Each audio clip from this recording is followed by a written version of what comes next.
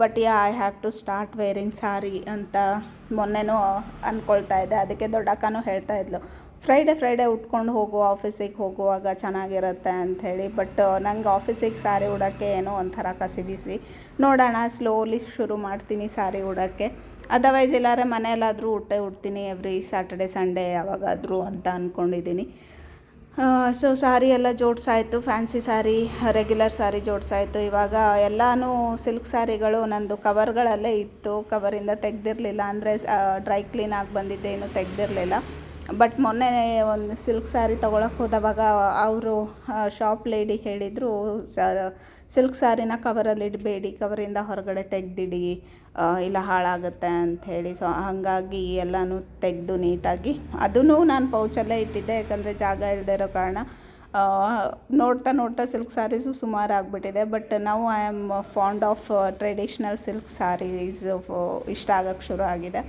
ಯುಗಾದಿ ಟೈಮಲ್ಲೂ ಒಂದು ಸೀರೆ ತೊಗೊಂಡಿದ್ದೀನಿ, ಬಟ್ ಅದನ್ನು ಸ್ಟಿಚ್ ಆಗಿ ರೆಡಿ ಆಗಿಲ್ಲ. ನೆಕ್ಸ್ಟ್ ಟೈಮ್ ತೋರಿಸ್ತೀನಿ. ಇದು ನನ್ನ ವಾರ್ಡ್ರೋಬ್ ಸ್ಯಾರೀಸ್ದು ಈ ಥರ ಕಾಣಿಸ್ತಿದೆ. ಖುಷಿ ಆಯಿತು ಒಂದು ಸತಿ ಎಲ್ಲ ಜೋಡಿಸಿ ಎಲ್ಲ ನೋಡುವಾಗ. So much variety of sarees I have ಅಂತ ಅನ್ನಿಸ್ತು. ಬಟ್ ನನಗಿಂತನೂ ನನ್ನ ಇಬ್ಬರಕ್ಕಂದ್ರ ಹತ್ರ ಇನ್ನೂ ಚೆನ್ನಾಗಿರೋ ಸ್ಯಾರಿ ಇದೆ.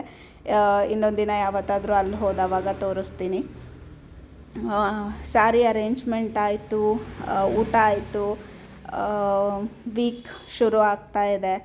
ಹಾಗಾಗಿ ಡ್ರೆಸ್ಗಳು ಮಸ್ಟು. ಅದು ನನ್ನ ಹತ್ರ ಎಲ್ಲ ಕಾಟನ್ ಡ್ರೆಸ್ಸೇ ಇರೋದ್ರಿಂದ ಐರನ್ ಇಲ್ಲದೆ ಡ್ರೆಸ್ ಹಾಕ್ಕೊಂಡು ಹೋಗೋಕ್ಕೆ ನಂಗೆ ಮನಸ್ಸಾಗಲ್ಲ ಆಫೀಸ್ಗೆ.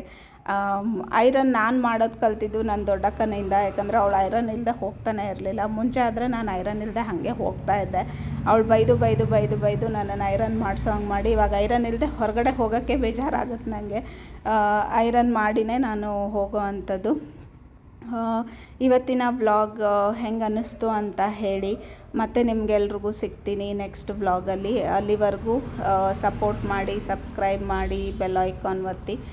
ನಿಮ್ಗೇನಾದ್ರು ಸ್ಪೆಸಿಫಿಕ್ಕಾಗಿ ಬೇಕು, ಏನಾದ್ರು ನೋಡಬೇಕು ಅನಿಸಿದರೆ ಪ್ಲೀಸ್ ಕಮೆಂಟಲ್ಲಿ ಹೇಳಿ. I will try to do that video for you guys. ಮತ್ತೆ ಸಿಗೋಣ.